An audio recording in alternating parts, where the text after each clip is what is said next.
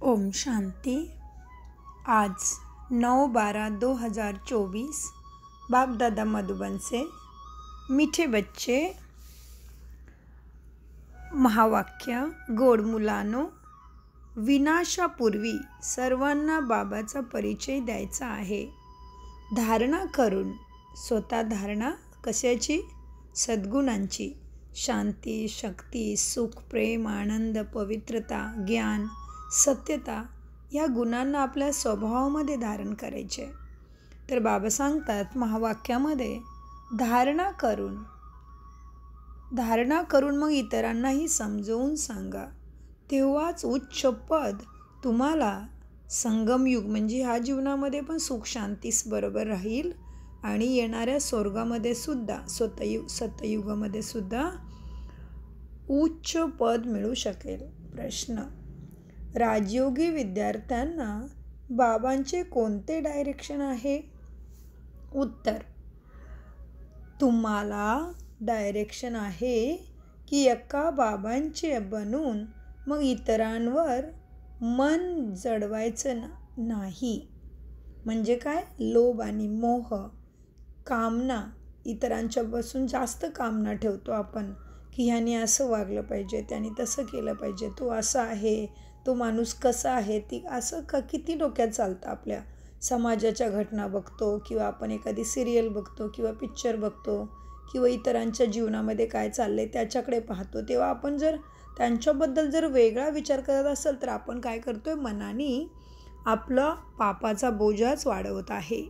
सकारात्मकता नाही, नकारात्मकता वाढवत आहे। कारण आपण ज्या वेळेला इतरांच्याबद्दल काही विचार करतो तेव्हा पण आपण त्याला ते व्हायब्रेशन, ती स्पंदनं त्या माणसाला मिळत असतात आणि त्याच्यामुळे आपण इतरांच्याबद्दल जसं चांगलं चितलं तर ते प्रथम आपण चितलेलं आहे आपल्या हृदयामध्ये, ते आपल्या डोक्यामध्ये, ब्रेनमध्ये, आपल्या मनबुद्धी आत्म्यामध्ये ते पसरतं, तर त्याची प्राप्ती प्रथम आपल्याला होते। म्हणूनसाठी आपण इतरांच्याबद्दल सुद्धा चांगलं बघितलं म्हणून बाबा सांगतात इतरांच्यामध्ये गुण बघा, तर तुम्ही गुणमोरत बनाल पहिले। सांगतात ना, देता देता देणाऱ्याला प्रथम प्राप्त होत असतं, नाही का? तर इतरांच्यामध्ये गुण बघायचे आहेत आणि इतरांच्याबद्दल कामना पण नाही ठेवायची आणि लोभ मोह पण नाही जोडायचा। कारण आपण इतरांच्यामध्ये खूप लोभ मोह कामना ठेवली तर त्यांचे जे स्वभाव असतात ते आपल्याकडे यायला लागतात आणि आपण कर्मबंधनामधून मुक्त होण्याचा प्रयत्न करत आहे। कर्मबंधनामधून काय पाहिजे आपल्याला? सतगती पाहिजे, सतबुद्धी पाहिजे। म्हणूनसाठी आपण जर इतरांच्या बरोबरच अजून मनबुद्धी लावत बसलो आणि त्यांच्या स्वभावामुळे आपण डिस्टर्ब होत बसलो तर काय होईल? मग बाबांच्याकडून येणारी शक्ती आपल्यापासून त्याच्यापासून आपण वंचित राहू आणि मग वंचित राहिलो परमेश्वराच्या शक्तीपासून। परमेश्वर म्हणजे बाबा, बाबांना अनेक नाव आहेत, परमेश्वर, ईश्वर, अल्लाह, प्रभू, गॉड, भगवान। तर त्याची ती नावं कशामुळे आहेत? त्याच्या कर्तव्य कर्मवाचक नावं आहेत सगळी। तर आपण जर बाबांना आपण बाबांनाच्या बरोबर सगळे संबंध जोडले म्हणजे तूच बंधू, सखा, स्वामी, माता, पिता, तर इतरांना फक्त आत्माभाई बघायचं आहे। माझा आत्माभाई आहे आणि सगळ्यांच्यामध्ये काही एकसारखे गुण नसणार आहेत, फरक तर असणारच आहे। म्हणूनसाठी सगळ्यांच्याबद्दल जे कर्तव्य कर्म आहेत ते मात्र बरोबर निभवायचं आहेत। आपलं पत्नी धर्म असेल, आई धर्म असेल, आपण एखाद्याची बहीण आहे, समाजामध्ये आपण एक व्यक्तिमत्व आहे, आपल्याबरोबर किती रिश्ते नाते जोडलेले, त्या सगळ्यांच्या कर्तव्य कर्म मात्र निभवायचं आहे। परंतु मनामध्ये मात्र बाबांशी संबंध जोडायचा आहे। म्हणूनसाठी बाबांनी काय सांगितलं उत्तरामध्ये? आज प्रश्न काय आहे? राजयोगी विद्यार्थ्यांना बाबांचे कोणते डायरेक्शन आहे? उत्तर: तुम्हाला डायरेक्शन आहे की एका बाबांचे बनून मग इतरांवर मन जडवायचं नाही आणि प्रतिज्ञा करून मग पुन्हा पतित बनायचं नाही। म्हणजे तेच, इतरांच्याकडून कामना करून काम, क्रोध, लोभ, अहंकार मध्ये नाही जायचं आहे दुसऱ्या आत्म्याच्या मुळे। असं तुम्ही असे संपूर्ण पावन बना जेणेकरून बाबांची आणि टीचरांची आठवण स्वतः निरंतर राहील। टीचर कोण? तूच बंधू, सखा, स्वामी, गुरु माझा, आहे की नाही? परमात्माला म्हटले, भगवंताला म्हटले आपण। बाबा म्हणजे बाप बनून बाबा काय करतायत? आपल्याला पालना करतायत, प्रेम देत आहेत, गुप्तमध्ये शक्ती देत आहेत, डायरेक्शन देत आहेत, मार्गदर्शन करत आहेत. अनेक संकटापासून बाबा छत्रछाया बनून वाचवत आहेत. म्हणूनसाठी देवतांच्या वरती छत्री दाखवतात. कुणाची छत्री प्राप्त होते? परमात्माची छत्री. काय देवतांच्या मंदिरामध्ये बघा छत्री असते त्यांच्या डोक्यावरती. कशाला छत्र? त्यांना पाऊस लागतोय का? कशापासून त्यांना ऊन लागते का? मंदिरामध्ये बसले ते अच्छेसे तरी पण का त्यांना छत्री? कारण ते बाबांच्या छत्रछायाचं प्रतीक आहे. म्हणूनसाठी बाबा काय म्हणतात? तुम्ही असे संपूर्ण पावन बना जेणेकरून बाबांची आणि टीचरांची आठवण स्वतः निरंतर राहील. बाबा पालना करतात आपली. बाबा 3 रोलमध्ये आपल्याबरोबर प्रेम करतात. एक म्हणजे बाप बनून पालना, टीचर बनून सद्गती सद्बुद्धीची शिक्षा आणि सद्गुरू बनून सद्गतीच्या रस्त्यावरती तो घेऊन जात आहे, म्हणजे सुखाच्या रस्त्यावरती. तर उत्तरामध्ये तुम्ही असे संपूर्ण पावन बना जेणेकरून बाबांची आणि टीचरांची आठवण स्वतः राहील. एका बाबांच्यावरच प्रेम करा, त्यांचीच आठवण करा, तर तुम्हाला खूप ताकद मनामध्ये, बुद्धीमध्ये, आत्म्यामध्ये, संस्कारामध्ये, जीवनामध्ये प्राप्त होईल. त्याच्यानंतर बाबा मुरली चालवतात. ओम शांती. तर आपण फक्त मुरलीचा सार बघत असतो. तुम्ही जरूर दिवसभरातून एकदा तरी टाईम काढून त्या परमेश्वराच्या शिक्षेचं जरूर अभ्यास करा, त्याला जरूर वाचा. त्याच्यामुळे काय होत असतं? आपलं पुण्य वाढत असतं. चांगल्या कर्मांचं आपल्याकडे चांगलं पुण्यकर्म भाग्य निर्माण करतं. चांगलं कर्म मुरलीचा अभ्यास करणं म्हणजेच आपल्याला भक्तीमध्ये शिकवलं की एखादा पाठ करणं, पूजा करणं किंवा एखादा ग्रंथ वाचणं. तर हे ग्रंथ म्हणजे मुरली आता. कारण ह्याच्या परमात्म्यापेक्षा उंच कोणीच नाही आहे. सगळे आहेत देवी देवता, परमात्मा आहे महादेव. तर मग महादेवकडून लवकर आपल्याला सगळं प्राप्त होईल का देवी देवतांच्याकडून? म्हणजेच महादेव म्हणजे बाप. मग बापाकडून सुखशांतीचा वरसा मिळेल का भावंडांच्याकडून? देवी देवता आहेत भावंड. कुठे ऐकले भावंडाने त्याची सगळी प्रॉपर्टी मला दिली? असं ऐकले का? भावंड देतात कधी? कुणाच्या प्रॉपर्टीवर आपला अधिकार असतो? भावंडाच्या का बापाच्या? बापाच्या प्रॉपर्टीवर आपला अधिकार असतो ना. मग बापाच्याकडूनच वरसा मिळणारा सुखाचा. म्हणूनसाठी बापाचीच मुरली वाचायची आहे, ऐकायची आहे. कारण त्याच्यामध्येच आपल्याला सुखशांतीची प्राप्ती देण्याची ताकद आहे. आणि बाकी काय आहेत देवी देवता, साधू संत? सगळे महाराज, साधू महाराज, सद्गुरू. आपल्या महाराष्ट्रामध्ये तर गगनगिरी महाराज, गजानन महाराज, खूप महाराजांची प्रथा आहे. पण महाराज त्यांनी राज्य केलं त्या शक्तीवरती. त्या शक्तीला प्राप्त करण्यासाठी त्यांनी तपस्या केली, कष्ट काढले, साधारण जीवन जगले. ते लक्षात घ्या. त्यांना रिस्पेक्ट द्यायचा आहे, सन्मान करायचा आहे त्यांचा. परंतु ते आत्मे कुठं गेले आता? ते पण ॲक्युरेटली परमात्माच्याच सेवेमध्ये लागलेत. नाहीतर मग इतके ब्रह्मचारी राहणारे आणि सफेद वस्त्र नेहमीसाठी धारण करणारे ब्रह्मकुमार कुमारी कुठून आले? गल्ली गल्लीमध्ये तुम्हाला भारतामध्ये सेंटर बघायला भेटेल, पाठशाला बघायला भेटेल. प्रत्येक सेंटरमध्ये तुम्हाला एक ब्रह्मकुमारी बहीण बघायला भेटेल, जिनी संसारामध्ये न येता परमात्माच्या कार्यामध्ये आपली उंगली दिलेली आहे. आपलं त्यांनी काय केलेलं? मन वचन कर्म, मनसा वाचा कर्मना भगवंताला स्वीकार केलेला आहे. पती पण तूच, माझा संसार पण तूच, तूच माझं सगळं. हे कोण आहेत? सगळे आत्मे. हे आपले सगळे महाराज आहेत, जे पहिल्यांदा त्यांनी तपस्या केली, महाराज बनले. समर्थ स्वामी. समर्थ स्वामी म्हणजे काय? कसला समर्थ आणि कशाचा स्वामी? शब्दांचा अर्थ लक्षात घ्या. त्या महाराजांनी खूप चांगलं कर्म केलं, श्रेष्ठ बनले ते. आणि आता ते कुठे आहेत? सफेद वस्त्रधारी रूपामध्ये. कारण आत्मा फक्त शरीर बदलते, आत्मा मरत नाही. म्हणूनसाठी खूप लक्षात घेण्याच्या गोष्टी आहेत. आणि जेव्हा आपण बाबांचं मुरलीचा अभ्यास करतो, अमृत वेळेमध्ये ब्रह्ममुहूर्तमध्ये बाबांना आठवण करतो, संध्याकाळीसुद्धा दिवा लावायच्या वेळेला थोडंसं बाबांच्या आठवणीमध्ये बसतो, तेव्हा आपल्याला या सर्व ज्ञानाचा उलगडा होत असतो. म्हणजे आपल्याला खरोखर समजतं की माझे श्वास संपायच्या अगोदर माझी सद्गती सद्बुद्धी मला नेहमीसाठी हेल्थ, वेल्थ, हॅपीनेस, सक्सेस कसं प्राप्त होईल त्याच्यासाठी पूर्ण मदत, शक्ती, मार्गदर्शन बाबांच्याकडून मिळत असतं. कारण बाबा सर्वश्रेष्ठ आहेत. सर्वजण देवी देवता आहेत. बाबा महादेव आहेत. आणि बाबा कधीच जन्म घेत नाहीत, बाबा कधीच शरीर घेत नाहीत. तो सदाशिव आहे, म्हणून त्यांना शिवलिंगामध्ये पूजलं जातं. आणि बाकी सगळ्यांच्या मूर्त्या आहेत, शरीर आहेत. जो शरीरामध्ये आलो तो जाणार, आणि जो जातो तो जन्म मृत्यूच्या चक्रामध्ये फसला, म्हणजे बॅटरी डिस्चार्ज आणि चार्ज. मग चार्ज करण्यासाठी परत त्याला ऑलमायटी म्हणजे सर्व शक्तिमान परमात्मा जो जन्ममृत्यूच्या चक्रामध्ये नाही आहे तोच तो शक्तिवान राहणार ना नेहमी. तर ह्या सगळ्या गोष्टी आपल्याला मुरलीमधून अमृतवेलेमध्ये समजतात. त्याच्यानंतर बाबा सांगतात, मुलांनो, ज्ञान मिळाले तर काय करा, आपल्या बुद्धीचे पडदेसुद्धा उघडा आणि सतयुगामध्ये तुम्हाला काय होईल, कुठल्याही प्रकारचं ज्ञान घेण्याचं, भक्ती करण्याचं, भटकंती, उपवास, व्रत, तप, जप, माला, गुरु काही करण्याची आवश्यकता नाही. कारण तुम्ही सद्गती प्राप्त केली. तुम्ही स्वराज्यामध्ये आहे. स्वर्ग स्वतःचं राज्य, जिथे अमरपुरी म्हटलं जातं, अमरलोक म्हटलं जातं. अमरलोक म्हणजे काय, जिथे मृत्यूसुद्धा वेळे कधी पण येत नाही, अकाली मृत्यू होत नाही, अचानक मृत्यू होत नाही. पूर्ण आयुष्य प्राप्त झाल्यानंतर देवी देवता शरीर एकदम वृद्ध झाल्यानंतर 150 वर्षाचं अक्युरेट एकदम अचूक आयु प्राप्त करून, हे सगळं तुम्हाला मुरलीमध्ये समजणार आहे. आयु प्राप्त करूनच आत्मा शरीर सोडते. म्हणूनसाठी कुणाला म्हटलं जातं पारसनाथ. आहे कुठल्या देवी देवतांना पारसनाथाची उपमा कुणाला दिली? परमपिता परमात्माला पारसनाथ म्हणतात.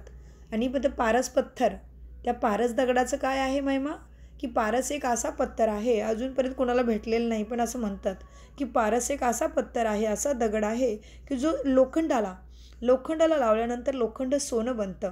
आता तुम्ही मला सांगा, लोखंड कुठे सोनं बनत असतं? तर आता सगळ्यांनी सोनं बनवलं असतं की नाही लोखंडाच्या? काय लोखंडाला तांबरा लागला की आपण त्याला पारस पत्थर लावूया तर लगेच सोनं बनेल का? लोखंडाची काय अवस्था होते तांबरलं की एकदम नष्ट होऊन जातं लोखंड म्हणजे आपली तमोप्रधान बुद्धी. लोखंड म्हणजेच बुद्धीमध्ये लोभ, काम, क्रोध, मोद, मत्सर आणि मायाने ग्रासलेली बुद्धी. लोखंड म्हणजे अतिशय दुःख देणारे संस्कार, आपल्याकडून पाप घडवणारा आपला स्वभाव म्हणजे लोखंड. आणि पारसनाथ म्हणजे बाबा. पारस म्हणजे त्याच्याबरोबर आपण जेव्हा आपली तमोप्रधान कलियुगामधली कलाहीन आत्मामध्ये जेव्हा दुर्गुण भरलेले आहेत सगळे, एक जरी दुर्गुण असला तरी पुष्कळ आहे. नुसता क्रोध असला तरी मनुष्याची हालत बुरी आहे. नुसती काम वासना असली तरी पण खराब आहे. नुसता लोभ असला तरी मनुष्य कुणाला आवडणार नाही तो. पण जेव्हा माणसामध्ये शांत स्वरूप आहे, सुख स्वरूप आहे आणि नेहमी शांत राहतो, तो मनुष्य इतरांना किती आवडतो बघा. मग त्याचप्रमाणे पारसनाथ म्हणजे बाबा, परमपिता परमात्माबरोबर जेव्हा आपण आपली बुद्धी जोडतो तेव्हा आपली ही तमोप्रधान म्हणजे लोखंड बुद्धी, लोहा, जंग लागलेली बुद्धी, स्वभाव, संस्कार. पण याच्यामध्ये आपला कुणाचा दोष नाही आहे. कारण जन्ममृत्यूच्या चक्रामध्ये खेळत असताना आत्म्याची बॅटरी डिस्चार्ज होते, मग ती चार्ज पण होते. बॅटरी का म्हटलं? कारण आत्मा लाईट आहे. आत्मा काय आहे? शक्ती आहे, प्रकाश आहे. ज्योतिबिंदू स्वरूपम शिवहम प्रकाश स्वरूपम शिवहम ज्ञान स्वरूपम शिवहम. बाबा ब्रह्माच्या शरीरामध्ये येऊन हे पहिल्यांदा बोलतात शब्द की मी आहे तुमचा सगळ्यांचा सद्गती करणारा भगवंत. भगवंत म्हटल्यावरती मनपटलवरती मूर्ती येत नाही का? कारण लाईट आहे तो, शक्ती आहे तो. लाईटचं कसं पिक्चर बघणार तुम्ही? म्हणूनसाठी भगवंत म्हणजे भाग्य बनवून देणारी शक्ती. तर त्याच्यामध्ये आपण लक्षात घ्यायचं आहे मुरलीचा अभ्यास, अमृतवेला आणि संध्याकाळी थोडा वेळ बाबांना आठवण. दिवसभरामध्ये सुद्धा मनामध्ये कामाचे विचार करायचे, कामाचे प्लॅन करायचे, दिनचर्या ॲक्युरेट बनवायची, परंतु मनमध्ये प्रत्येक वेळेला बाबांच्या बरोबर बोलत राहायचं. बाबांना आपला दोस्त, सखा, साथी बनवून बरोबर ठेवायचं. बाबांना सांगायचं, आदेश द्यायचा, बाप आहे तो माझा. बाबा मी तुम्हाला विसरतो, पण तुम्ही मला विसरू नका, माझ्याबरोबर राहा. परत बाबांचं नाव घ्या. तुम्हाला कुठलं बाबांचं नाव आवडतं? पारसनाथ, सुखदाता, शक्तिदाता, अमरनाथ, वैद्यनाथ, महाकालेश्वर, विश्वेश्वर, ते बाबांचं त्या नावामध्ये बाबांना बरोबर ठेवा. नाहीतर बाबा माझा शांतीचा सागर आहे, त्याच्यामध्ये पण लक्षात ठेवू शकता. जप करतो आपण. जप म्हणजे काय? जपन करणं. कशाचं? महावाक्याचं, बाबांच्या शिक्षणाचं जप करणं. मंत्र म्हणजे मनाचं यंत्र. काय मनामध्ये यंत्र घ्यायचे? बाबांनी दिलेलं वरदानाचं चिंतन करा, किंवा बाबांनी दिलेला एखादा आत्ता जे बोधवाक्य देतात बाबा, स्लोगन देतात शेवटी मुरलीच्या, ते तुम्ही चिता. किंवा धारणेचंच वाक्य परत परत परत मनामध्ये चिता, किंवा बाबांनी सांगितलेलं आहे की मी विजयरत्न आत्मा आहे, मी स्वर्गाचा मालिक बनत आहे, असं एखादा सोमान घ्या, स्वचा मान घ्या आणि त्याच्यावरती दिवसभर चिंतन करा. किंवा स्वतःला सांगा, मी शांत स्वरूप आत्मा आहे, मी शांत स्वरूप आत्मा आहे, मी शांत स्वरूप आत्मा आहे, मी शांतीसागरचं लाडलं संतान आहे, मी सुख स्वरूप आत्मा आहे, मीच आनंद स्वरूप आत्मा आहे, मी सफलतामृत आत्मा आहे, मीच विजयरत्न आहे, मीच पद्मापदम भाग्यशाली आहे, मलाच भगवंत स्वर्गामध्ये देवपद देत आहे. असं सुंदर सुंदर चिंतन मुरलीमध्ये प्राप्त होतं आपल्याला. बाबा आपल्याला वरदान देतात. वरदानाचा एखादा शब्द घ्या, मुरलीतला एखादा शब्द घ्या आणि त्याचा एखादा शब्दाचा जप करून बाबांना बरोबर ठेवा. तर बघा किती सुंदर सुंदर अनुभव येत आहेत. अनुभव, अनु आणि भव. अनु म्हणजे अतिसूक्ष्म, भव म्हणजे अनुभव, कधीही विसरणारी न विसरणारी, स्वयंबरोबर राहणारी गोष्ट. बघा आपण इतर वेळा ज्ञान ऐकतो, विसरून जाऊ शकतो, परंतु अनुभव कधी विसरू का आपण? ज्याप्रमाणे मला ब्रह्माचा साक्षात्कार झाला माझ्या घरामध्ये इथे थायलंडमध्ये, तेव्हा मला बाबांची मुरली समजायला लागली. तर तो अनुभव, मुरली विसरते, मुरलीचे पॉईंटसुद्धा विसरतात, परंतु अनुभव विसरतं का हो? ब्रह्माला जे मी बघितले लाईटच्या बॉडीमध्ये, फरिश्ता देवदूताच्या रूपामध्ये, ते मात्र कधी नाही विसरत. तर अनुभव करायचे बाबांच्या शक्तीचा, बाबांशी बोलायचे. आणि मी पण खूप छोटे छोटे प्रयोग करत असते, खूप चांगला अनुभव येतो. काय सापडत नसेल, विसरले असेल तर सरळ बाबांना सांगते, बाबा मी तर विसरली, पण तुम्हाला तर दिसते ना कुठे ठेवले मी, सांगा मला कुठे. बरोबर मी तिथे पोचणार आणि माझ्या हातात ती वस्तू लागणार. माझा खूप वेळेचा अनुभव आहे.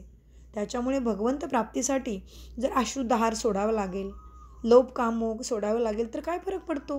कारण ती शक्ती मला सर्वत्र सुखशांती देणार आहे अनेक जन्मासाठी. म्हणूनसाठी थोडासा त्याग तपस्या केला तर काय फरक पडतो? आणि हीच त्याग तपस्या गजानन महाराज, स्वामी समर्थ, साईबाबा, अनेक परंपरा, आपण महाराष्ट्रीयन खूप भाग्यशाली आहोत. आपल्या इथे किती स्वामी समर्थ होऊन गेलेत, कितीतरी स्वामी, कितीतरी महाराज परंपरा होऊन गेली. तुकाराम महाराज, ज्ञानेश्वर महाराज, महाराज म्हटलेलं आहे. त्यांनी महाशक्तीवरती, महादेवावरती प्रेम केलं, त्यांनी ध्यान केलं, तपस्या केली, साधना केली, अभ्यास केला आणि काय केलं? मेडिटेशन, त्यावेळेचं ध्यान केलं ना त्यांनी. म्हणून आपण काय करतो? त्यांचं प्रवचन पर माणसाने केलेलं वचनाचं आपण, त्यांनी वचन आपल्याला दिलेले आहेत भगवंत प्राप्तीसाठी. कीर्तन म्हणजे त्यांच्या कीर्तीचं गायन करत आहे आपण. तर हे सगळं लक्षात घ्यायचं आहे. भजन म्हणजे भजनं. एखादा गरीब कसा आपल्या त्याच्या मालकाला भजत असतो, म्हणजे त्याचं ऐकत असतो, त्याचा रिस्पेक्ट करत असतो, आज्ञाचं पालन करत असतो, म्हणजे भजन. प्रत्येक शब्दामध्ये अर्थ आहे. भजन, पूजन, आर्तन, कीर्तन, श्रवण, जप, तप, मंत्रमाला, हे सगळं आपल्याला मुरलीमधून समजतं. मुरली म्हणजे काय आहे? मनाचं, जन्मोजन्माचं, मनाबरोबर. मन कुणाचं आहे? आत्म्याचं. मन कुणाची शक्ती आहे? आत्म्याची शक्ती आहे. म्हणून मन नाही दिसत तर आत्मा पण नाही दिसत. तर मुरली म्हणजे मनाचं दुःख हरण्यावाली शक्ती, परमात्माचं शिक्षा, मुरली. अजून त्याचे खूप अर्थ आहेत, तर आपण पुढे त्याला पाहूया. तर आज बाबा आपल्याला सांगतात मुरलीच्या अंतमध्ये, गोड खूप खूप वर्षानंतर भेटलेल्या मुलांच्या प्रती मातपिता, बापदादांची प्रेमपूर्वक आठवण आणि शुभप्रभात. आत्मिक पित्यांचा आत्मिक मुलांना नमस्ते आणि धारणे. आणि आपण आत्मिक मुलांचा, आत्मिक बापदादा, मातपितांना प्रेमपूर्वक आठवण, शुभप्रभात आणि नमस्ते प्यारे बाबा, नमस्ते. धारणेसाठी मुख्य सारांश 1. हा खेळ, हा धर्तीवरती कलियुगापासूनचा सतयुगाचा खेळ आणि आपल्यासुद्धा जीवनाचा खेळ, प्रत्येकाचा जीवनाचा खेळ चाललेला आहे या सृष्टी रंगमंचावरती. हा खेळ खूप मजेदार बनलेला आहे. किती मजेदार आहे कळतच नाही. काय कळत नाही? दुधामध्येच तूप लपलेलं आहे. कधी कळलं? ज्याला माहिती नसेल तो कसा तूप बनवणार मला सांगा? दूध मात्र एका दिवसामध्ये नासून खराब होऊन जातं, पण तूप होतं की खराब हो? तूप कधीच खराब होत नाही आणि अतिशय पौष्टिक. तर त्या दुधामध्ये तूप लपलेलं आहे. ज्याला माहितीच नसेल की कसं दूध गरम करायचं, कशी ती साय आणायची आणि ती साय कशी जमा करायची आणि त्या साईवरती नंतर काय प्रोसिजर करायची, ती साय कशी मंथायची, मतलब वो मलाई को कैसे उसका मंथन करना पड़ेगा, उसको कितना देर तक घुसड़ना पड़ेगा, क्या प्रोसीजर है, वही अगर किसी को पता नहीं तो वो कैसे बताओ मुझे घी निकाले, तूप निकालेगा? आप बताओ. ज्याला माहितीच नाही की दुधामध्येच तूप लपलेलं आहे, त्याचं किती भयंकर अवस्था आहे बघा. तो काय दुधाचा फायदा करू शकेल का? त्याप्रमाणे आपल्यामध्येच या आपण साधारण दिसलेल्या मनुष्यालाच देवत्व प्राप्त होणार आहे, म्हणजे सुख शांती हे आपल्याला माहिती नाही आहे. तर जो जानी जाणणारा आहे, जानी जाणणारा पापकटेश्वर महाकालेश्वर म्हणजे काळावरती विजय प्राप्त करून देणारा. काळ म्हणजे अचानक मृत्यूचा समय. मृत्यू तर प्रत्येकाचा होणार आहे, पण येणारी दुनिया जी आहे स्वर्ग सतयुग, तिथे मात्र मृत्यू नाही आहे देवी देवतांना. नाहीतर म्हणूनसाठी त्यांच्या अजूनसुद्धा मूर्त्या आपण घराघरामध्ये घेऊन बसलोय, राईट. तर काय म्हणतायत बाबा हे जीवनाच्या खेळाला? म्हणूनसाठी आपण साधारण आत्माच देवी देवता बनणार आहोत. म्हणूनसाठी 33 कोटी देवी देवतांचं का गायन केलं मग? आता तर धर्तीवरती 900 करोडच्या पेक्षा जास्त आत्मा आहेत.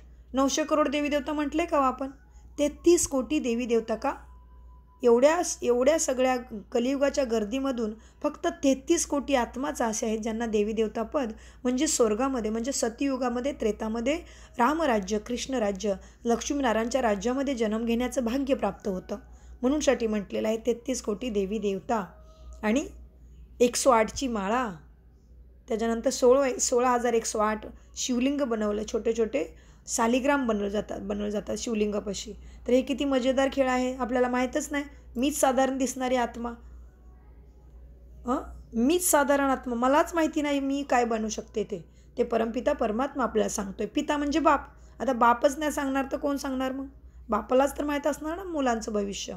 त्याप्रमाणे धारणेसाठी मुख्य सार आहे आजच्या मुरलीमधून. हा खेळ खूप मजेदार बनलेला आहे. म्हणजे किती वंडरफुल आहे बघा. आपण साधारण दिसणारे आत्माच देवी देवता पदाला प्राप्त करणार आहोत. हे आपल्याला माहिती कोण देतं? आपला बाप, मातपिता, बंधू सखा, तूच मेरा सखा स्वामी बाबा. असं बाबा सांगतायत. हा खेळ खूप मजेदार बनलेला आहे. यामध्ये सुख आणि लाईट दुःखाचा पाठ नोंदलेला आहे. त्यामुळे हाय हाय करून रडण्याची गरज नाही. बुद्धीमध्ये राहावे, बनी बनाई बन रही आहे. ज्या गोष्टी होऊन गेल्याने गेल्याचे चिंतन करायचं नाही. भूतकाळाला फुलस्टॉप लावायचा, त्याच्यातून शिक्षा घ्यायची. काही झालं असेल भूतकाळामध्ये त्याच्यामधून शिक्षा घ्यायची आणि भूताला आठवायचं नाही. भूत कुणाला आवडतं का? आत्ता प्रेझेंट म्हणजे गिफ्ट, वर्तमानामध्ये मला काय करायचे? आपल्या भविष्याची रचना करायची. म्हणूनसाठी पास्ट इज पास्ट. भूत कुणाला आवडतं का? काय म्हणतात, भूताने झपटलंय का तुला? म्हणजे वाईट कर्माची फळं म्हणजे भूत वगैरे. ते तुम्हाला पुढे आम्ही समजून सांगू भूत काय असतं ते.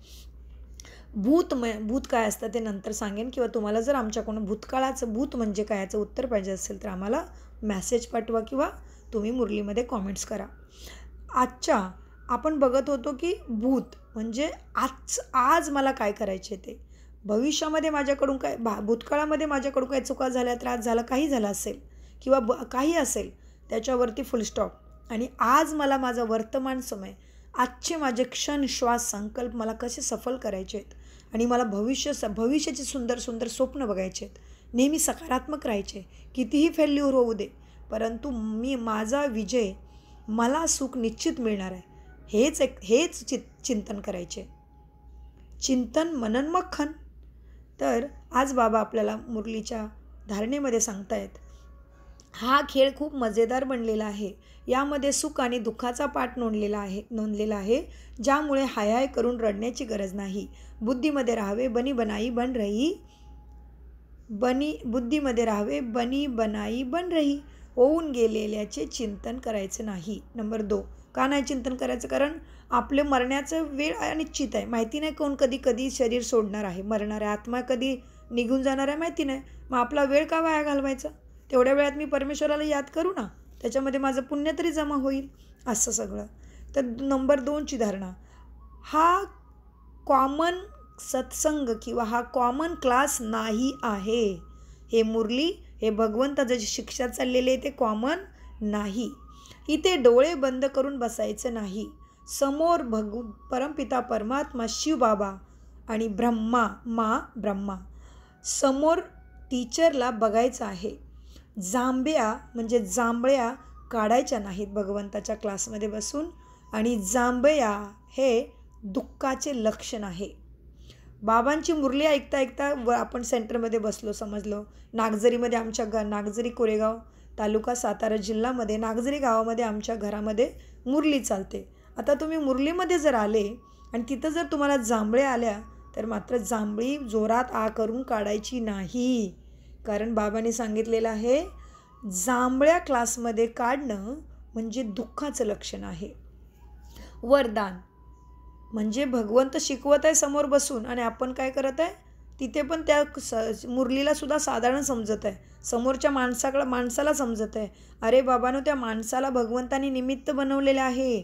म्हणूनसाठी दाखवलं जातं, गोवर्धन उचलण्यासाठी प्रत्येकाची उंगली लागली, त्याला उंगली बोट एका मदत दिल्या. प्रत्येकाचा तिथं मदतीचं गरज आहे भगवंताला. ह्या दुनियेला सुखधाम, स्वर्ग, हेवन, पॅराडाईज बनवण्यासाठी प्रत्येकाच्या समय संकल्पाची उंगली भगवंताला गरजेची आहे. गोवर्धन पहाड उठवण्यासाठी कृष्णाला सगळ्यांनी तिथं उंच बोट कृष्णाने उचललं आणि त्याच्या खाली सगळ्यांना सहारा भेटला. अशा गोष्टी किती आहेत कथा अध्यात्मामध्ये.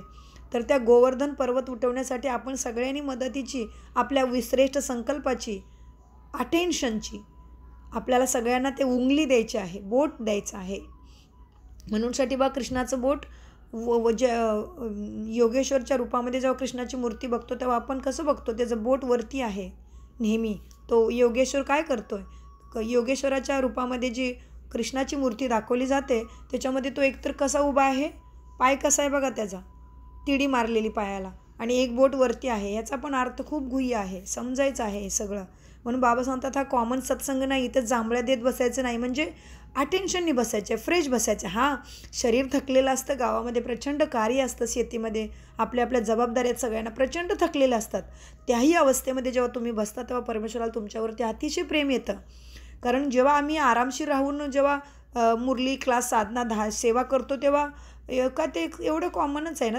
त्याच्यामध्ये काय, तुमच्या घरामध्ये सगळ्या सुखसुविधा आहे, नंतर तुम्ही मुरलीचा अभ्यास करताय, मुरली वाचताय, सेवा करताय, तर एवढं ते मोठी गोष्ट नाही आहे. परंतु अतिशय बिझी आहे, घरातल्या जबाबदाऱ्या आहेत, शेतामध्ये कार्य करायचे, जॉब करायचे, सगळं करूनसुद्धा ती आत्मा जेव्हा संध्याकाळी मुरलीला बसते, संध्याकाळी किंवा सकाळी तुमच्या आजूबाजूला ज्याप्रमाणे मुरली तुम्हाला ऐकता येईल, संध्याकाळची मुरली किंवा सकाळची मुरली तुम्ही जरूर जा.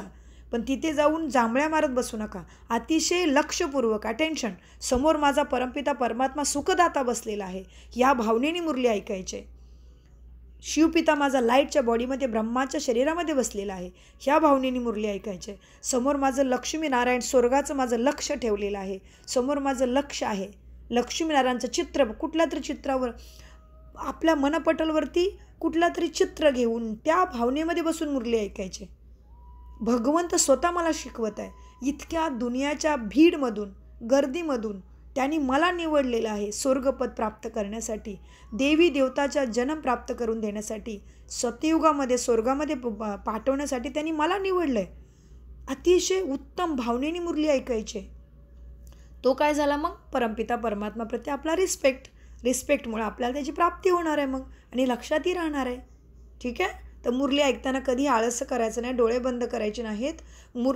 समोरचा माणूस मुरली ऐकतोय, समोर आपला आत्माभाई बसलेला आहे, तो मुरली ऐकवतोय. बाबांनी त्याला निमित्त बनवलेलं आहे, कारण त्याचा तेवढा पुण्याचा साठा आहे.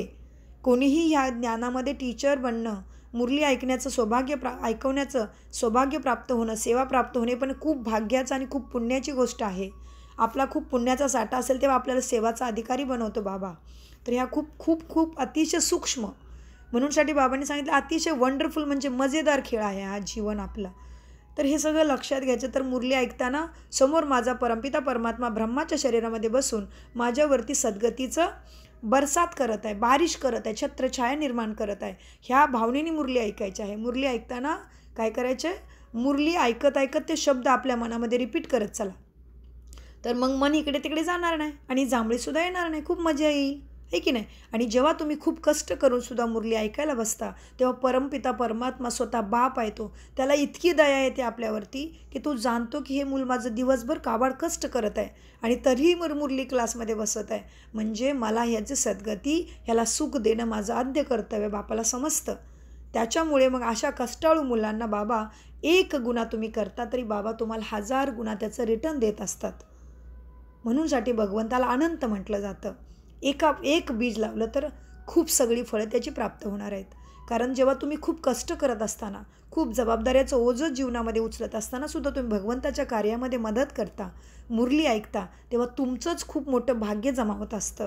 आणि ह्या जीवनामध्ये जर दुःख कष्ट आलं, शरीराची तकलीफ आली, तरी ते आपल्याच मागच्या कर्माची फळं आहेत. म्हणूनसाठी बाबा म्हणतायत मागचं काही लक्षात घेऊन बसू नका.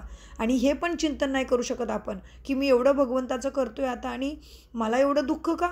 अरे बाबा, पहिल्या जन्माचा खूप जन्माचा बोजा आहे ना मस्तकावरती, ते उतरलं पाहिजे ना. आणि अजूनसुद्धा आपण भगवंताच्या छत्रछायामध्ये नसतो तर येणारं दुःख खूप मोठा डोंगर बनून येणार असणार.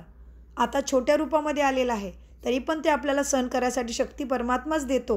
म्हणूनसाठी कुठल्याही परिस्थितीमध्ये नाराज होऊ नका. नाराज म्हणजे राज न जाणणारा. जे आपल्या जीवनामध्ये आत्ता घडत आहे ते मागच्या जन्माचं आहे, चांगलं आणि वाईट असेल तरी. आणि आपण जे आत्ता वर्तमानामध्ये करणार आहे ते पुढच्या जन्मासाठी आपण करत आहोत. आणि ह्या जन्मामध्ये सुद्धा भगवंताची साथ शक्ती आपल्याला त्यातून पार होण्यासाठी मिळत असते. लाखो आत्मांचे अनुभव आहेत, एकाचेच नाही, 140 देशांतले मनुष्य आत्मा परमात्माच्या शक्तीचा आणि साथचा अनुभव करतायत आपल्या पहिल्या जन्माचे पापाचं ओझं खतम करण्यासाठी. आणि येणाऱ्या ह्या जन्माचंही कल्याण आणि येणाऱ्या अनेक जन्मामध्ये सुख शांतीचा वरसा म्हणतात ना आपल्याकडे, वरसा घेण्यासाठी बाबांच्या मुरलीचा, बाबांच्या आज्ञेचं पालन करत आहेत. म्हणूनसाठी येणार मागचं जे आलेलं आहे त्याचं काय कष्ट घेऊन बसायचं. एखाद्याने आपल्याला त्रास दिला, एखादा आपला दुश्मन असेल, एखादा आपली चोरी केली, कितीतरी गोष्टी घडतात जीवनामध्ये, 1000 गोष्टी घडणार आहेत. कारण का, हे कलियुग आहे मुलांनो. कली राक्षस म्हटलं जातं. कलीला कधी देवता म्हणून पूजले गेलेले नाही आहे. आणि रावणाची दुनिया, रावणाला जाळलं जातं. काय रावण एका वर्षात जळं नका, कितीही मोठा मनुष्य असू दे, एकदा जाळला की संपला तो. पण का जाळतायत वर्षानुवर्ष रावणाला, लक्षात यायला पाहिजे. का नवरात्री करतोय हर वर्षी आपण, लक्षात यायला पाहिजे. लक्ष काय आहे आपलं, सुखशांती. सुखशांतीसाठी परमात्माचं ऐकणंच काळाची गरज आहे. त्याच्याशिवाय आपल्या जीवनातून रावण, माया, कली राक्षस जाणारच नाही. कारण त्याला खतम करण्याची शक्ती फक्त महाकालेश्वर परमपिता परमात्मा के पास ही है. म्हणूनसाठी जीवनामध्ये आजार, दुःख, आता आपण परमात्माचं करत असताना, मुरली करत असताना, सगळं करत असताना जीवनामध्ये कष्ट दुःख येऊ शकतो, असफलता येऊ शकते. त्याला घाबरू नका. कारण हे पहिल्या जन्मात केलेल्या कर्माची फळंसुद्धा बरोबर येणारच आहेत. त्याच्यामुळे घाबरायचं नाही. सत्संग बाबाचा, सत्याचा संग सोडायचा नाही. सत्संग सोडायचा नाही का म्हटलं. कोण आहे सत्य, कुणाच्या नावापुढे जोडलेला आहे शब्द, सत्यम शिवम सुंदरम. कोण आहे सुंदर आणि सत्य, शिव. तर आज बाबा आपल्याला सांगत होते धारणेमध्ये, हा कॉमन क्लास नाही आहे, इथे डोळे बंद करून बसायचं नाही, समोर टीचरला बघायचं आहे, जांभया काढायच्या नाहीत. जांभया हे दुःखाचे लक्षण आहे. वरदान, संतुष्टतेची 3 सर्टिफिकेट घेऊन आपल्या योगी जीवनाचा प्रभाव टाकणारे सहज योगी भव. वरदानाचं स्पष्टीकरण, संतुष्टता योगी जीवनाचं विशेष लक्षण आहे. संतुष्टता म्हणजे समाधान स्वरूप अवस्था. जे मला दिलेलं आहे भगवंताने त्याच्यामध्ये समाधान आहे माझं. कारण माझं कर्म आता मला आत्ता श्रेष्ठ करायचे आहेत. निस्वार्थ भाव सगळीकडे. आपलं साधारणतः आपण काय करतो, जो आपल्याला मदत करतो, जो आपल्या फेवरमध्ये असतो, जो आपली स्तुती करतो तो आपल्याला चांगला वाटतो. जो आपल्याला स्तुती नाही करत किंवा आपल्याला आपल्या चुकांना दाखवतो आणि आपल्याला मदत नाही करत तो आपल्याला कुठे आवडतो. तसं नाही करायचं आहे. एखादा आपल्याला रिस्पेक्ट देतोय, मदत करतोय, तो तुमचाही पहिल्या जन्मात असेच तुम्ही चांगली कर्म केलेली होती. म्हणूनसाठी तो हिसाब किताब चुकतो होत आहे. आणि एखादा तुम्हाला त्रास देत आहे, तुम्हाला तुमची निंदा करत आहे, तर तुमच्याकडून सुद्धा अशा चुका झालेल्या आहेत. त्या तुम्हाला रिटर्न येणार.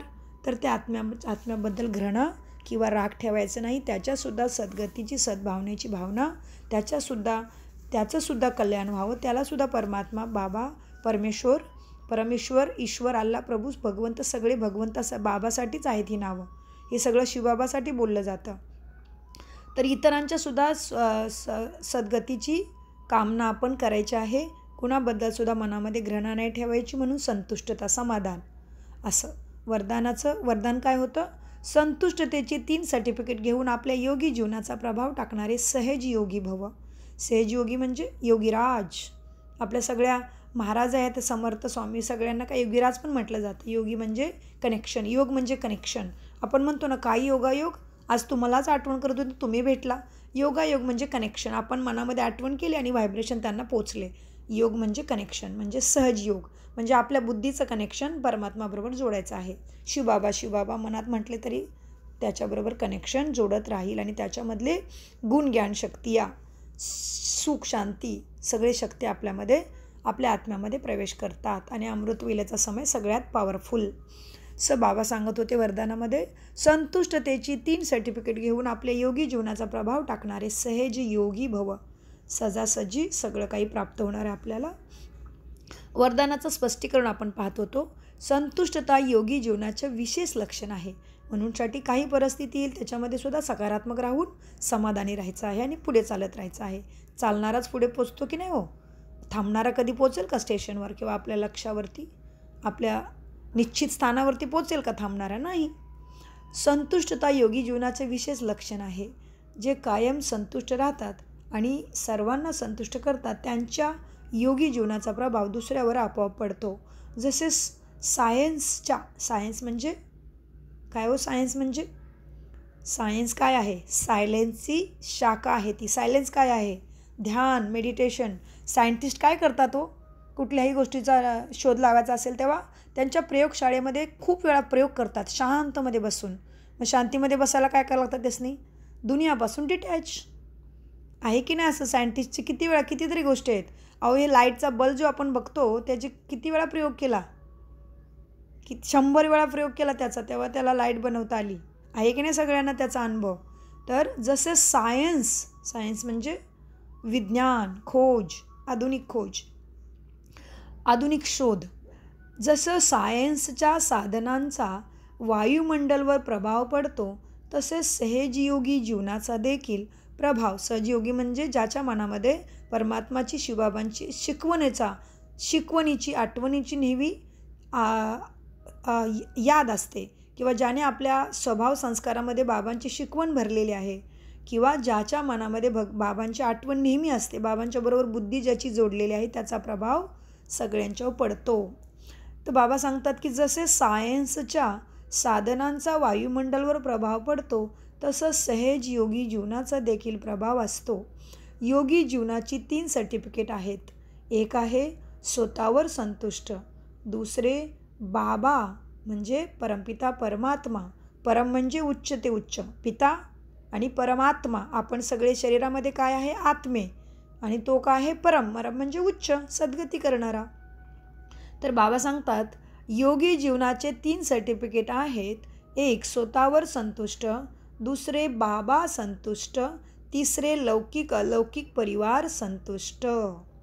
बोधवाक्य म्हणजेच स्लोगन. स्वराज्य सोचं राज्य. मी कोण आहे? सो कोण आहे? शरीरामध्ये आत्मा. आत्म्याचे गुण काय आहेत? काय आहे? शांती, सुख, शक्ती, प्रेम, आनंद, सत्यता. हे सगळे गुण सगळ्यांना आवडतात की नाही? मग आपला काय आहे? स्वधर्म. आपण काय मागतोय भगवंताला? सद्गुण दे, सद्बुद्धी दे. तर सद्बुद्धी म्हणजे आत्माचे 7 गुण जे तुम्हाला राजयोगा मेडिटेशनच्या पहिल्या सत्रामध्ये शिकवले जातात. अष्टशक्ती आणि गुण. म्हणूनसाठी बघा एखाद्या घरामध्ये एखादी शांत असते, खूप शांत व्रतीची, शांत स्वभावाची, तर त्याला काय म्हणतात? बाई यांच्या घरामध्ये तर ही देवी आहे म्हणतात की नाही? तसंच. आणि एखादा खूप क्रोधी कपटी असेल तर काय म्हणतात? हा तर खूपच राक्षससारखा आहे म्हणतात की नाही? मग स्वभावामुळेच आपल्याला काय म्हणतं? स्वराज्याचा तिलक. स्वराज्य म्हणजे आपला स्वभाव संस्कार सद्गुणी असणं म्हणजे स्वराज्य. स्ववर्ती राज्य. आत्मा या गुणांच्यानुसार वर्तन करते. बोधवाक्य स्वराज्याचा तिलक. म्हणूनसाठी तुम्ही जवळच्या कुठल्याही ब्रह्मकुमारी सेंटरमध्ये जाऊन जरूर प्राण संपायच्या अगोदर प्राण म्हणजे जीव, आत्मा. प्राण शब्दावरून दुसरं काय नाव आहे बाबांचं? प्राणेश्वर. प्राणांचा ईश्वर प्राणेश्वर. तर प्राण संपायच्या अगोदर जरूर आपल्या सद्गतीचा मार्ग स्वीकार करा. म्हणजेच काही कामधाम सोडू नका, जाती धर्म सोडू नका, परंतु आपल्यातल्या अंदरच्या दुर्गुणांना नष्ट करण्यासाठी सूक्ष्म आपण सगळे खूप चांगले आहोत, परंतु तरी पण आपल्यामध्ये काम, क्रोध, लोभ, अहंकार सूक्ष्म रूपामध्ये आहे. तो नष्ट करण्यासाठी जवळच्या कुठल्याही ब्रह्माकुमारी सेंटरमध्ये जाऊन जरूर एकदा तरी राज जाणा, सिक्रेट जाणून घ्या. राजयोग म्हणजे राज जाणणं, सिक्रेट जाणणं. काय सिक्रेट जाणायचे? की मी कोण आहे, माझा सद्गतीदाता कोण आहे, मी कुठून आलेलो आहे, मला कुठे जायचं आहे, मी का सकाळ संध्याकाळ देवाला हात जोडतोय, मी का देवाला मागतोय, मी का दिवा लावतोय, मी का घंटी वाजवतोय, माझ्या घरामध्ये मंदिर का आहे, या मंदिरामध्ये देवी देवतांच्या मूर्त्याच का आहेत. ह्या सगळ्या प्रश्नांचं उत्तर मिळेल, सिक्रेट मिळेल, राज मिळेल. म्हणून राजयोगा कोर्स प्रत्येकाने करावाच करावा. हेच दुसरं काही मुक्ती, जीवनमुक्ती, हेल्थ, वेल्थ, हॅपीनेस, सक्सेस, सुख, शांतीचा मार्ग हा दुसरा काही नाहीच आहे. नाहीतर आपण पिढीनपिढी हे पाठ, पूजा, व्रत, जप, तप करत आलेलो आहे, परंतु आपल्याला दुःखपासून कोणी वाचवू शकलं का हो? आजही 1 वर्षाच्या मुलाला आपण मंदिरात नेतो आणि सांगतो, माग देवाला, हे देवा मला शक्ती दे, मला बुद्धी दे. मानतो की नाही? माग म्हणजे देणार आहे, देणारा आलेला आहे, तो जाण्याचाही समय आहे, परंतु तो जाण्यासाठी आणि तो जाण्यापेक्षा माझे प्राण जाण्यासाठी, जाण्याच्या अगोदर मला मात्र प्राणेश्वराकडून अमृत खरोखर प्यायचंच आहे. तरच आत्म्याला सुखशांती आणि आपल्याबरोबर आपल्या पूर्ण कुलाचं संरक्षण, सुखशांती, आपल्या पूर्ण परिवारासाठी, आपल्या पूर्ण कुलासाठी आपण मदतगार बनत असतो, त्यांच्या सुखशांतीसाठी. म्हणूनसाठी आपल्याकडे कुलदेवीची पूजा केली जाते. कुलदेवी म्हणजेच प्रथम परमात्माला जाणणारी व्यक्ती, आत्मा. अच्छा, आपण काय बघत होतो? आज बाबांनी मला तुमच्यासाठी खूप सगळं विस्तार करवला आहे मुरली वाचताच.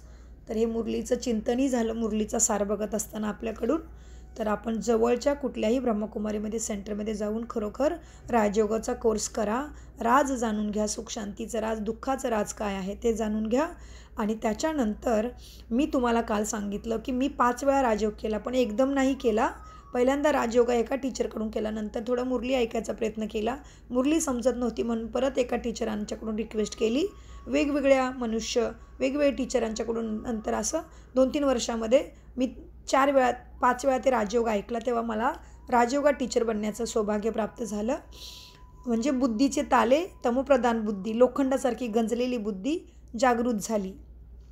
म्हणूनसाठी मी तुम्हाला काल म्हटलं की मी 5 वेळा राजयोगा कोर्स केलेला आहे, म्हणजे एकदम नाही केलेला आहे. पहिल्यांदा 1 वर्ष केला, परत त्या टीचरांच्याकडूनच मुरली ऐकत राहिले थोडी. परत एका दुसरे भाईंच्याकडून केला. परत एक भाई दुसऱ्याला मेडिटेशन राजयोग शिकवतो, तेव्हा त्यांच्या क्लासमध्ये पण बसले. आणि परत मी 4थ्या वेळेला माझ्या बिल्डिंगमधल्या माझ्या आत्मा भाई बहिणींना राजयोगा कोर्ससाठी घेऊन गेले, तेव्हा पण मी राजयोगा त्यांच्याबरोबर मग बसली ग्रुपमध्ये. आणि परत एकदा आमच्या सेंटरचे इन्चार्ज आहेत त्यांच्याकडून पण एकदा मी राजयोग कोर्स, त्यांना मी सांगितलं मला तुमच्याकडून पण राजयोग कोर्स ऐकायचे, त्याच्यामुळे मग मी पण सेवा करण्यासाठी समर्थ बनेल. म्हणूनसाठी समर्थ शब्दाचा अर्थ काय आहे समजून घ्या. आणि त्याच्यामुळे बाबा सांगतात आज आपल्याला बोधवाक्यामध्ये, अशा प्रकारे मी 5 वेळा राजयोग केला, एकदाच नाही केला, वेळोवेळी केला. असा बोधवाक्य: स्वराज्याचा तिलक, विश्व कल्याणाचा ताज आणि स्थितीच्या तख्तावर विराजमान राहणारेच राजयोगी आहेत. ओम शांती, ओम शांती, ओम शांती. गोड बाबांचं बापदादा, बाप म्हणजे शिवबाबा आणि दादा म्हणजे ब्रह्मा. कारण बाबा जन्ममृत्यूच्या चक्रामध्ये येत नाही, त्याच्यामुळे तो ब्रह्माद्वारेच, ब्रह्माच्या वाणीचा आपण आत्मानी पण हे शरीर घेतलेलं आहे म्हणूनसाठी ॲक्ट करू शकतो ना. म्हणूनसाठी बाबा आपल्याला त्यांच्या किरणामधून किंवा प्रेरणेने किंवा नुसता चुपचाप बसून बाबा आपल्याला शिकवू शकत नव्हता. मौनमध्ये राहून बाबा कसा शिकवणार? कारण बाबा शरीर नाही घेत, तो शिवलिंग आहे. लिंग म्हणजे चिन्ह, लाईटचं चिन्ह. शिवलिंग असं का बनवलेलं आहे? कारण ज्योती आहे परमपिता परमात्मा. आपण म्हणतो ना आत्म्याला ज्योती निघून गेली. ज्योती म्हणा, सितारा म्हणा, लाईट म्हणा, जे पण शब्द त्याच्या त्याच्या गुणानुसार, शक्तीनुसार हे शब्द सगळे अर्थवाचक आहेत. तर त्याच्यामध्ये आपण काय करायचं आहे? बाबांना जाणून घ्यायचं आहे. आणि म्हणूनसाठी आपण सगळ्यांनी बाबांचा आता शुक्रिया करो. आपण सगळ्यांचाही बाबांना खूप खूप याद प्यार, गुड मॉर्निंग, नमस्ते आणि परमपिता परमात्मा शिवबाबांचं अनगणित पदमगुणा. शुक्रिया शुक्रिया शुक्रिया शुक्रिया देवदूत फरिश्तो.